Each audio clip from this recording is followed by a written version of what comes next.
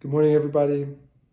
Welcome to Bible and Breakfast. Today, we're going to look at a proverb in Proverbs 27, and it says this.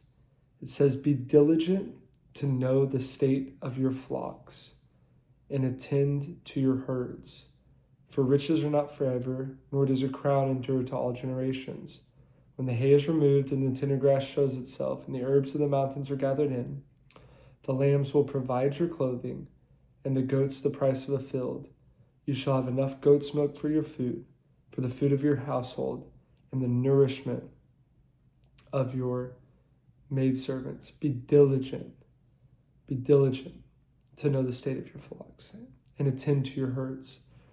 Another proverb in this Proverbs in verse 27, it says this. It says, "Whoever keeps the fig tree will eat its fruit, so he who waits on his master will be honored." We see diligence. Him who keeps diligence will eat. We see he who waits on his master God will be honored. Both these two proverbs, we see this reality of diligence, of knowing the state of your flocks and attending to your herds, that this is what we are called to do as followers of Jesus. We are called to be diligent people. When it comes to the concept of money, and it comes to the idea of money, being diligent and attending to your money is wisdom. It is wisdom to make sure that you know where your money is going. Another Proverbs in Proverbs 27 says this: "Like a bird that wanders from its nest is a man who wanders from his place." This doesn't pertain to money necessarily, but even as I look at that wisdom literature, I see this reality that like a bird wanders from its nest, as you wander from the right place you're supposed to be at, you're like that bird. You lose your safety, you lose your security. If you don't keep the fig tree, if you're not diligent to it, you don't eat of its fruit. If you aren't diligent to know the state of your flocks and you don't attend to your herds, you don't get to reap the reward of having food for your household and milk for your household. This is the reality that we spoke about on Sunday. Diligence is such a key when it comes to money and wisdom. And diligence says that God has given me this money, so I'm going to steward this money. I'm going to care for this money. I'm going to invite God into every dollar. I'm going to watch where every dollar is going to go. I'm going to attend to every dollar. And I'm going to make sure that I am being wise, and I'm caring for this like God gave it to me. This is such a key element in budgeting and in keeping an awareness of where your finances go. And like we talked about on Sunday, that as you are diligent to do this, that the Lord will establish you. This is principles. As we look at Proverbs literature, these are principles. Principles are like gravity. You can disagree with them, but they will win, right? Principles are like gravity in the sense of, you can say, I don't believe in gravity, but if you step off of a skyscraper, you will discover that gravity is true. That's what Proverbs are. They're verses that are gravity. They are reality. And I heard Dave Ramsey give this equation.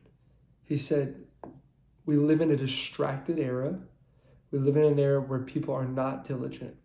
But the wisdom of Proverbs is diligence. And so he said, what he has learned is that focused intensity over time, multiplied by obeying God, partnering with God, and trusting God, equals infinite possibilities. When he said this, he was talking in the context of, as a Christian, what is your job and what is God's job? Right? That's such a fine line. God is my provider, but I still have to work. God gives me everything that I have, but I still have to worship him and work. So there's this tension. Who's doing what? And he says, our job is focused intensity over time, diligence, and it's God's job to be God. When we partner with God, obey God, honor God, trust God, look to God, ask God, seek God, obey God, know God, and we focus and are diligent, focused intensity. He says most people can't do anything with focused intensity anymore. Putting their mind on something, being diligent in it, not looking to the left or to the right, but keeping their head straight. When we can have focused intensity over time, partner with God, the results are infinite. God will establish you. This is just reality. Many of us, when we get into money problems or when we get caught up in moments where our finances are out of control or where we start worrying about money, we focus on time or we focus on how is God going to work this out instead of trusting God, being in covenant with God, and doing our part, focused intensity. It is a truth. It is a truth of wisdom literature. Those who are focused over a long period of time and are diligent and partner with God will always be established. So what is our job? Our job is to partner with God, covenant, things like tithe, first 10% of my income, going to the church, letting the Lord be, saying the Lord is the master of my money, meeting our actual needs. What do we need to be sustained? What do we need to live? What do we need right now in this season? And then dealing in diligence and wisdom and trusting God.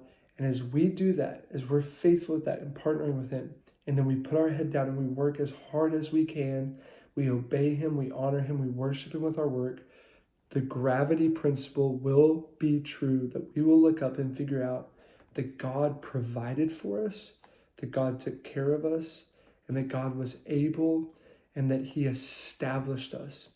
We don't have to get caught up in everything. We just have to honor Him and be diligent. And His wisdom will prevail in our life, and He will sustain, provide, and help. So, be a diligent person that knows the state of your flocks and attend to it. Don't ignore money. Don't set it to the side. Know it, attend to it, deal with it, be diligent, and do the hard work that God has put in front of you. And as you do that, He will establish you. I love you so much. We will see you tomorrow for more Bible and breakfast.